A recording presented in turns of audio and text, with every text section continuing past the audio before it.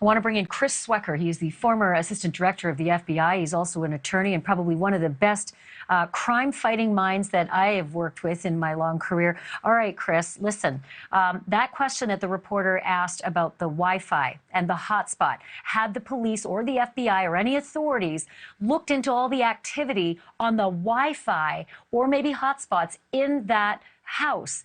Because that might actually link to a phone that's curious. Do you think that the authorities in that small community, I get it, they've had one murder in 7 years, or not had a murder in 7 years, and also the FBI field offices out there, do you think that they have this kind of technical savvy to be right on that and be looking at it from day one? Local department, probably not. State police, maybe. The FBI, as a whole, as an agency, yes, they certainly have that capability at their, at the headquarters level and out at the field and certain field offices. And it's really a question of imagination too.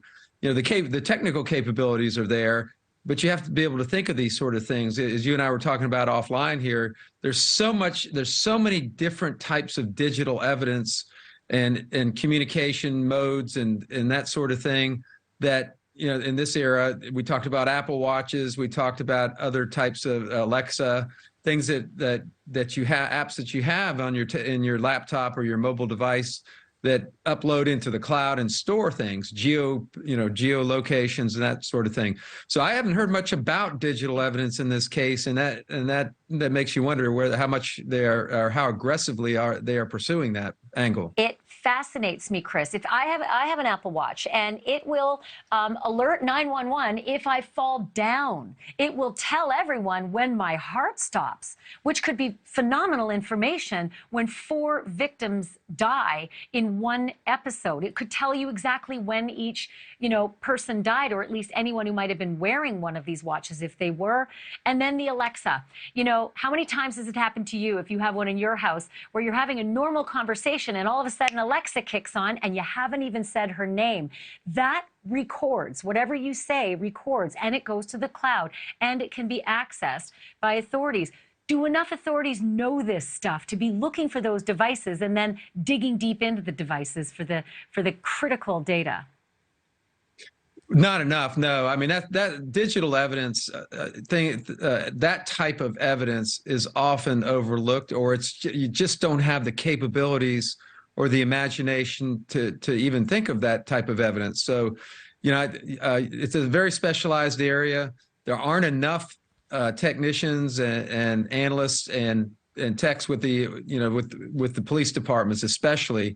And as you go up, each state has an investigative agency. There it's the state police. Other places it's a bureau of investigation, local bureau of investigation.